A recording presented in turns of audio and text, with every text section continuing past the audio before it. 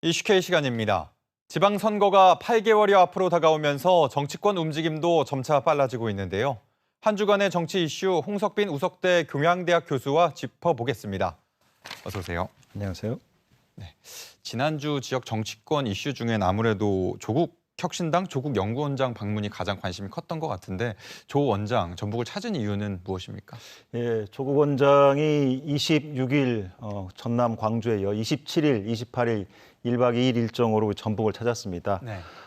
고창, 전주, 익산 등지를 찾았고요. 4개 일정을 소화했습니다. 아무래도 내년도 6월 3일에 있을 지방선거에서 전략적 요충지가 되는 곳이 호남이고 그중에 또 우리 전북이 민주당의 경우에는 4번째로 권리당원 수가 많은 굉장히 그런 요충지라고 하겠습니다. 조국혁신당이 내년도 지방선거에서 선전을 하기 위해서는 호남에서 민주당과의 대결이 불가피하고 또 역시 수도권에서도 대결이 불가피하겠습니다. 따라서 조국혁신당의 전 대표였던 조국 원장이 전북을 찾음으로써 이 지역에 있어서 내년도 조국혁신당의 교두보를 마련하고자 하는 전략적인 포석이라고 보고요. 그에 따라 가지고 최근에 오늘이죠. 오늘은 조국혁신당의 최고위원회도 참석을 최초로 했습니다. 네. 사면복권이 된 이후에 며칠 안 있어서 바로 지금 정치 일선에 뛰어들어가지고 조국혁신당을 리부팅하겠다. 다시 조국혁신당을 재조정하겠다라는 캐치프레이즈 가운데서 지금 이리저리 굉장히 분투하고 있는 모습이고요. 내년도 지방선거에서 더불어민주당과 우리 전북 지역에서의 1대1 구도가 불가피할 전망입니다. 네. 최근 이런 조국 원장의 여러 행보를 놓고 민주당 일부에서 불편한 기류를 내비치기도 했는데 전북 방문을 두고 지역 정치권은 어떤 입장입니까? 예, 아무래도 조국혁신당 조국 전 대표가 사면 복권이 됐는데 당시에 이제 대법원 판결에 의해 가지고 만 2년 형기를 받았습니다. 네. 그런데 8개월 만에 즉 30% 정도의 형기를 채운 다음에 사면 복권이 전격되면서 다시 정치 일선에 복귀하자. 이후에 지금 국민주권 정부인 이재명 정부의 지지율이 급전직하했죠. 물론 이제 조국혁신당 전 대표의 사면 복권 때문만은 아니고 거기에는 뭐 이춘석 의원 사건이라든가 네. 또 주식 양도세 상한 기준 하향 이런 여러 가지 이슈들이 복잡하게 얽혀 있지만 여하튼 조국 원장의 사면 복권에 따라서 2030 세대를 비롯해서 비판적으로 보는 시각이 늘어남에 따라 가지고 민주당의 지지율이 적게는 8%, 많게는 10%포인트 가까이 하락을 했거든요. 네. 따라서 이재명 대통령이 사면 복권을 해준 데 대해서 바로 정치 일선에 뛰어드는 것은 좀 급한 거 아니냐. 그리고 좀 자중해야 되는 거 아니냐라는 게 더불어민주당의 내심 지금 조국 전 대표에 대한 행보에 대해서 비판적인 시각에 있는 입장이고요. 그에 따라서 지금 향후 더불어민주당에서는 이제 내년도에 있을 지방선거에서 1대1 구도가 불가피할 것이라고 보고 네. 지금 조직강화특위를 통해 가지고 지방선거 기획단을 이미 발족을 지난 26일 날 했습니다. 그래서 선거를 약 10개월 정도 남겨놓은 상태에서 개혁 공천을 하겠다. 그리고 조국혁신당의 후보들을 제압할 수 있을 만큼의 참신한 인물, 특히나 이제 여성과 청년에 대한 의무 할당제 등을 포함해서 조국혁신당의 상승세를 꺾으려는 기선제압에도 나서고 있는 상황입니다. 네. 이런 상황에서 정청래 민주당 대표가 취임 뒤 아직도 전북을 찾지 않은 것을 두고 전북 홀대론이 나오고 있습니다. 광주, 전남과 달리 아직 전북에선 현장 최고위원회도 열지 않았죠. 그렇습니다. 지난 8월 2일 정청래 대표 체제가 출범했습니다. 네. 임기 1년의 대표 체제가 출범했고요. 출범하자마자 3일 나주에 가서 현장 전라남도 광주 현장 최고위원을 개최했고요. 지난 26일에는 대전, 충청 지역에서 현장 최고회를 개최했습니다. 근데 아직 우리 전북에서는 소식이 없습니다. 네.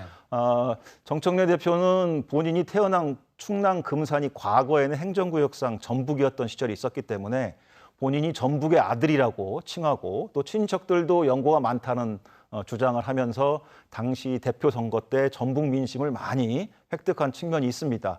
물론 정청래 대표가 과거 법사위원장 시절에 대도시광역교통망에 대한 특별법 등 그 통과에 있어서 우리 전북에 도움을 주고 기여를 했던 부분 사실입니다. 하지만 광주 전남 외에 전북을 방문하지 않음에 따라 가지고 전북 홀대론 또 전북에 대한 또 이중대론이 나올 수밖에 없는 상황이고요. 네. 이에 따라서 정청래 대표가 공언했던 본인이 새만금 개발을 하겠다, 아리백 산단을 만들겠다, 2036년 전주 하계올림픽 지원을 하겠다라는 굵직굵직한 우리 지역의 현안들이 있기 때문에 조속한 시일 내에 전북을 방문을 해서 현장 최고회의를 개최한다거나 하는 이런 행사가 있어야 될 것으로 보고요.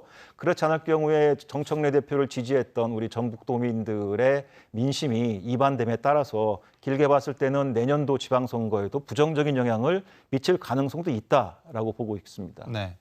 정 대표가 전북 3중 소외 해소에 진정성이 있다면 전북 공약 관련 내용을 갖고 찾아올 만도 한데요. 어떻게 예상하십니까? 그렇습니다. 본인이 당대표 선거에 출마해서 여러 전북 공약을 내놨습니다. 조금 전에 말씀드렸다시피 2036년 전북 전주 하계올림픽 개최를 위해서 국회 차원에서 또는 국가 차원에서 전폭적인 지지를 하겠다라고 약속을 했고요. 네. 또 우리 전북이 새만금을 중심으로 한 아리백 국가산업단지를 개발하고 또 해상풍력이라든가 기타 또 여러 가지 정책들, 또 2차 전지 산업, 그다음에 바이오와 방위 산업, 이게 전북이 밀고 있는 여러 가지 전북 경제 제도 해약을 위한 굵직굵직한 사업들이 있습니다. 특히나 우리 전북은 아시다시피 이 교통망이 굉장히 인프라가 열악함에 따라 가지고 모든 물류나 산업의 기반 시설이 제대로 갖춰져 있지 못하기 때문에 이런 부분들에 대해서 정 대표가 과감하게 정책적 재정적 지원을 하겠다라고 약속을 했는데 그렇게 하지 못함에 따라서 사실 이제 전북민들의 입장에서 보면 좀 아쉬운 면이 큰 것이고요. 네. 이런 약속했던 공약, 그야말로 빈 공약이 아니라 실천되는 공공의 약속이기 때문에 반드시 실천할 수 있도록 신경을 써야 되고 전폭적으로 지원을 해야 될 것으로 생각이 됩니다. 네. 지난주엔 국민의힘 대표 선출도 있었습니다. 윤 전 대통령 탄핵 반대파인 반탄파 장동혁 의원이 대표가 됐는데 전북 정치권에도 영향이 있을까요?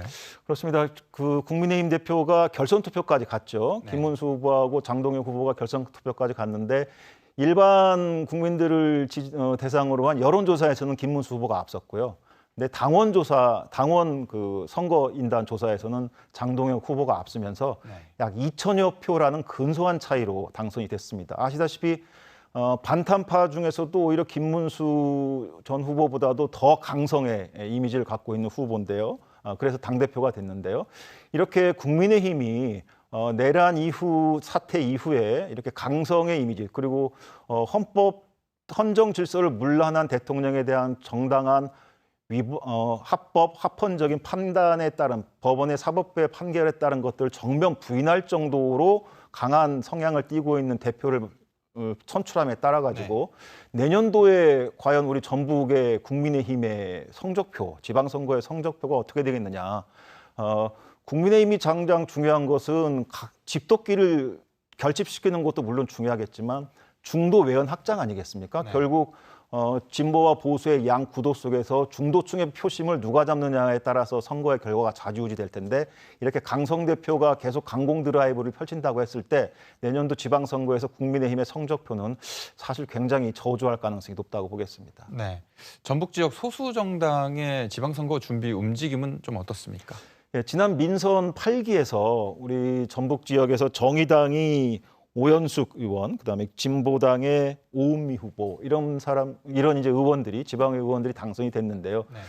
지난 22대 총선을 거치면서 사실상 이 진보당, 그다음에 정의당, 그다음에 기본소득당 이런 군소정당의 후보들이 우리 전북에서는 별반 성적을 내지 못하고 있는 상황입니다. 따라서 이 정당들이 최근에 이제 전북의 민주당 대항마로 등장한 조국혁신당 세력들과 연대하는 움직임들도 있는 것으로 지금 관측이 되고 있고요. 네. 내년도 지방선거에서 조국혁신당과 나머지 정의당, 진보당, 그다음에 기본소득당 이런 정당들 간의 연합을 통해서 지역구를 안분한다거나 하는 형태로 민주당과의 어떤 전선을 형성해서 지방선거에 임하지 않을까 이렇게 보고 있습니다.